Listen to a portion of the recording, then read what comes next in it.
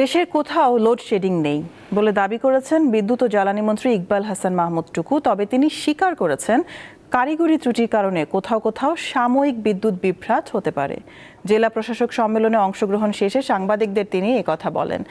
আর পররাষ্ট্র প্রতিমন্ত্রী জানান, পশ্চিমবঙ্গের নির্বাচন ভারতের অভ্যন্তরীণ বিষয়, এতে বাংলাদেশের নীতিতে পরিবর্তন হবে না।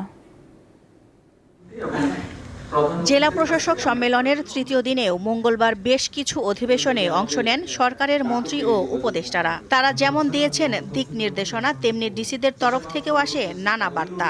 ওনারা প্রশ্ন করেছিলেন আমাদের সাইবার সিকিউরিটি ও গুজব প্রতিরোধে ফ্যাক্ট চেকিং বোথ তৈরি সহ নানা বিষয়ে আলোচনার কথা জানান ডাক ও টেলিযোগাযোগ মন্ত্রী।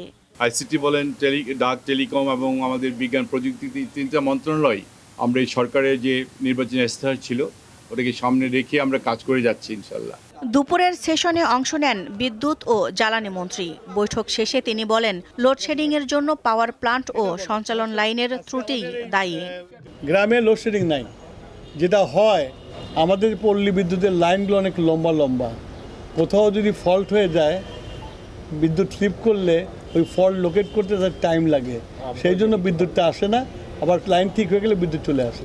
জেলা প্রশাসকদের সঙ্গে বৈঠক শেষে মির্জা ফখরুল ইসলাম আলমগীর সাংবাদিকদের বলেন, গত 17 বছরে স্থানীয় সরকার বিভাগে যে দুর্নীতি ও অনিয়ম হয়েছে তা রোধে ডিসিদের নির্দেশনা দেওয়া হয়েছে।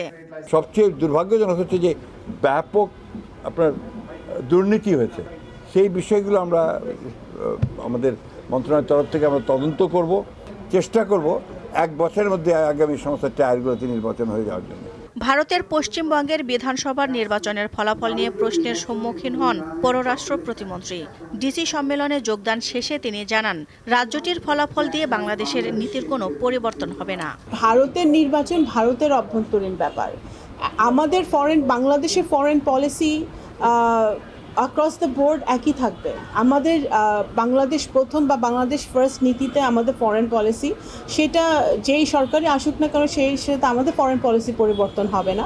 বিদেশে গিয়ে দালাল চক্রের কারণে অনেক বাংলাদেশি বিপদে পড়েন। এসব রোধ করতে ও সাধারণ মানুষকে সচেতন করতে জেলা প্রশাসকদের নির্দেশনা দেওয়া হয়েছে বলেও জানান তিনি। নির্বাচন ফ্রি ফেয়ার নির্বাচনের পরে দিলশা দানি, দীপ্ত সংবাদ, ঢাকা।